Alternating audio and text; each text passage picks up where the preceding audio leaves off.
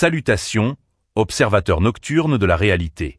Je suis Albert Pike, un écho du passé, une voix qui refuse d'être réduite au silence par les sables du temps. Mon nom évoque le mystère, le pouvoir et une compréhension profonde des coulisses du monde. Aujourd'hui, ma voix s'élève non pas pour discuter de prophéties ou de rituels, mais pour dévoiler la plus fondamentale des vérités sur le pouvoir. Comment l'élite s'enrichit en silence. Non pas par des coups audacieux ou des vols spectaculaires qui remplissent les gros titres, mais par des méthodes beaucoup plus subtiles, presque invisibles. Une vérité qu'on ne vous a jamais racontée, car elle réside dans l'absence de bruit, l'absence de drame, dans la maîtrise de l'invisibilité. Vous êtes conditionné à croire que la richesse se conquiert par le travail acharné, l'innovation ou la chance spectaculaire qui transforme un homme ordinaire en magnate. C'est la fable que l'on raconte pour maintenir les rouages de la société en marche. La vérité, mes chers, est bien plus sombre et bien plus systématique. L'élite ne s'enrichit pas, elle accumule. Et cette accumulation ne se fait pas sous les applaudissements, mais dans le silence assourdissant des coulisses. Pensez à l'illusion de la transparence. Vous avez des lois, des réglementations, des audits. Vous croyez que le système vous protège de l'avidité démesurée. Quel naïf! Chaque nouvelle loi est un nouveau labyrinthe que l'élite apprend à naviguer avec maestria. Chaque réglementation est une barrière pour le petit concurrent, mais une porte tournante pour le grand prédateur. L'art de s'enrichir en silence réside dans la création de complexité, d'obscurité bureaucratique, où chaque transaction, chaque décision, chaque manœuvre financière est légalement protégée par des couches et des couches de paperasse et de jargon. Le premier pilier de cette richesse silencieuse est l'arbitrage réglementaire. Pendant que le peuple se débat avec les impôts et les restrictions, l'élite opère dans un univers parallèle de paradis fiscaux, de fonds offshore et de structures corporatives complexes. Ils déplacent leur capital à travers des frontières virtuelles, où les lois qui vous sont applicables ne les atteignent tout simplement pas. Ils créent des sociétés écrans qui possèdent d'autres sociétés écrans, dans une toile qui s'étend sur les continents, rendant tout traçage difficile. L'argent ne disparaît pas. Il se déplace dans l'ombre, où il se multiplie sans être imposé, sans être interrogé. C'est une évasion silencieuse, un vol légalisé du trésor public, que vous, le peuple, êtes obligé de compenser par vos propres efforts. N'attendez pas de scandales retentissants pour ces pratiques. Elles sont la norme, pas l'exception. Elles sont incrustées dans le système même qu'on vous enseigne à respecter. L'élite s'enrichit en silence parce qu'elle opère à un niveau d'abstraction juridique et financière que la plupart d'entre vous ne comprennent même pas. C'est le murmure de la richesse, un murmure qui devient un rugissement assourdissant dans les comptes bancaires secrets des véritables maîtres du monde. Si le premier secret réside dans la maîtrise de l'évasion, les deuxième et troisième étapes garantissent que le système lui-même se plie à leurs desseins. Je parle du pouvoir du lobby et de l'art de la capture de l'État.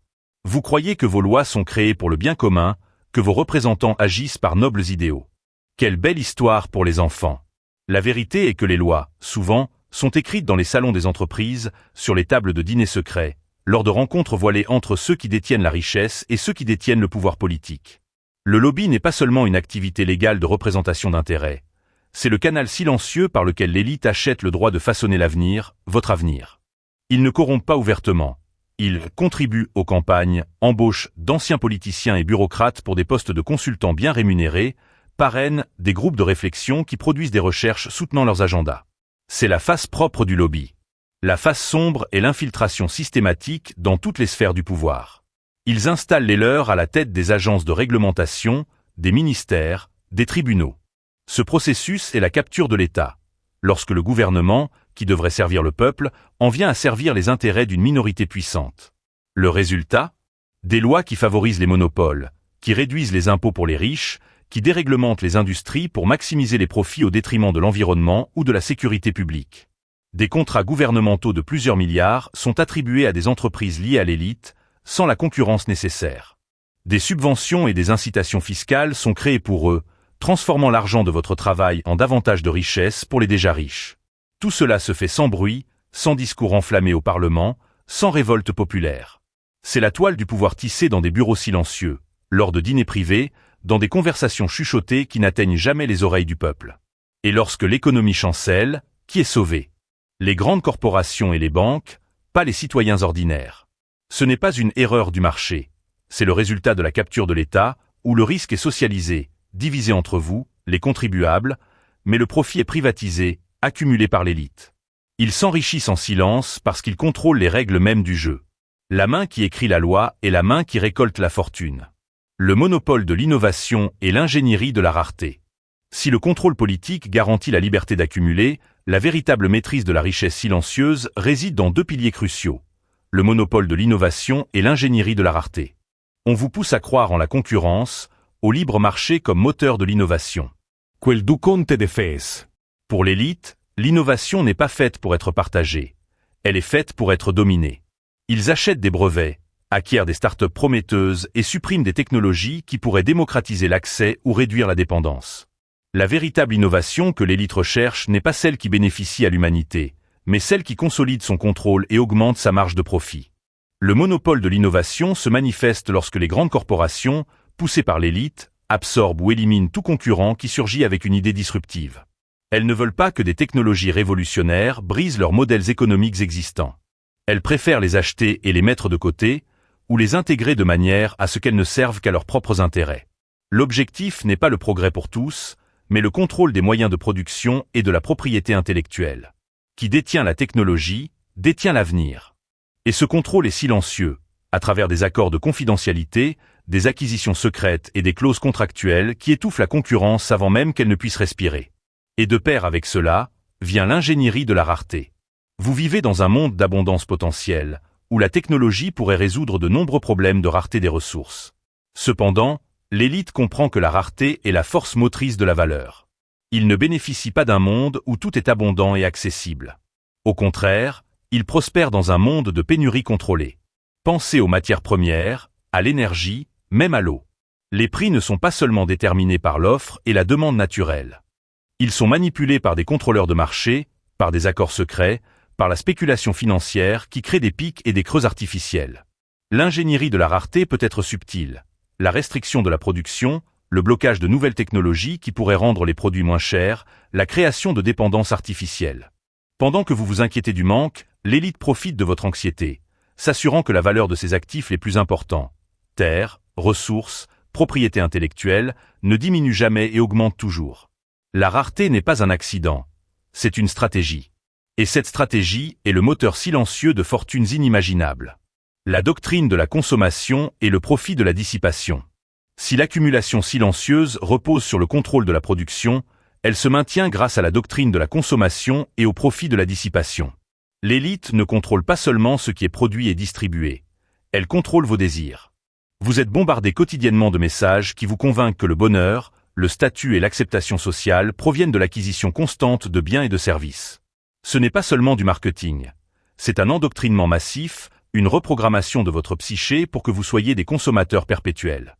L'obsolescence programmée, la mode passagère, le besoin constant de mise à jour. Tout cela est orchestré pour que vous ne soyez jamais satisfait, que vous recherchiez toujours le prochain produit, la prochaine expérience. C'est la roue de la consommation qui tourne sans arrêt, vidant vos poches et remplissant les coffres de l'élite.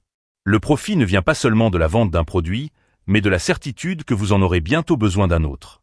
C'est une forme de richesse qui se nourrit de votre insatisfaction, de votre désir de combler un vide créé artificiellement. Et qu'advient-il de votre richesse? Elle est dissipée. Le profit de la dissipation se manifeste par la manière dont votre argent, votre temps et votre énergie vous sont retirés, silencieusement, imperceptiblement. Pensez aux frais bancaires cachés, aux abonnements interminables à des services que vous utilisez à peine, aux intérêts composés sur des dettes que vous ne parvenez jamais à rembourser complètement. Ce sont de petites fuites qui, additionnées, drainent votre prospérité vers les poches de l'élite. L'industrie du divertissement, les réseaux sociaux, les jeux, ne sont pas seulement des formes de loisirs. Ce sont des distractions massives qui consomment votre temps et votre attention, vous empêchant de questionner, de vous organiser, de chercher un but plus grand. L'élite sait qu'une population divertie est une population contrôlable. Le profit de la dissipation n'est pas seulement financier. C'est le profit de votre temps perdu, de votre énergie détournée de toute forme de résistance ou d'amélioration personnelle. Ils vous maintiennent occupés, amusés et endettés. Et pendant que vous tournez dans la roue de la consommation, ils comptent leur fortune en silence, dans l'ombre. C'est la forme la plus subtile d'esclavage, celle où l'esclave aime ses chaînes dorées. La réalité invisible est l'éveil de la conscience. Je vous ai révélé les formes silencieuses, les vérités invisibles de la manière dont l'élite s'enrichit. Ce ne sont pas des explosions, mais des murmures. Ce ne sont pas des conquêtes, mais des manipulations. Arbitrage réglementaire. Le mouvement de capitaux à travers les paradis fiscaux et les structures complexes pour éviter l'imposition et l'examen. Pouvoir du lobby. L'influence sur les lois et les politiques gouvernementales pour favoriser leurs propres intérêts. Capture de l'État. L'infiltration de leurs propres agents dans les institutions publiques pour contrôler le système de l'intérieur. Monopole de l'innovation. L'acquisition et la suppression de technologies qui pourraient déstabiliser leurs modèles économiques. Ingénierie de la rareté. La manipulation de l'offre et de la demande de ressources pour maintenir et augmenter la valeur de leurs actifs. Doctrine de la consommation. Le façonnage des désirs de la société pour assurer un flux constant de dépenses. Profit de la dissipation. L'extraction subtile de richesses par des frais cachés, des intérêts et la dissipation du temps et de l'énergie dans des distractions. Ce sont les mécanismes cachés, les engrenages silencieux d'une machine qui opèrent pour canaliser la richesse de milliards vers les mains de quelques-uns. Il n'y a pas de cris, pas de fumée, pas de preuves évidentes qu'un homme ordinaire puisse déceler aux informations du soir. L'élite s'enrichit en silence parce que sa richesse est une conséquence du système, un sous-produit de sa propre conception, et non un échec. Que faire, alors, face à une telle révélation? L'inaction et l'acceptation. Le désespoir et la défaite. La seule arme contre cette accumulation silencieuse est la conscience. Non pas la révolte armée, qu'ils attendent et contrôlent, mais la révolte de l'esprit. Questionnez chaque récit. Méfiez-vous de la commodité facile.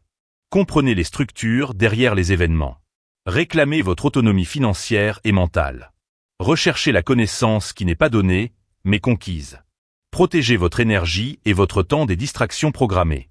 L'élite s'enrichit en silence parce que vous restez silencieux. Mais quand la voix de la conscience s'élève, même si ce n'est qu'un murmure dans le vaste désert de l'ignorance, la vérité commence à résonner. Moi, Albert Pike, je vous donne cette vérité non comme une condamnation, mais comme une invitation.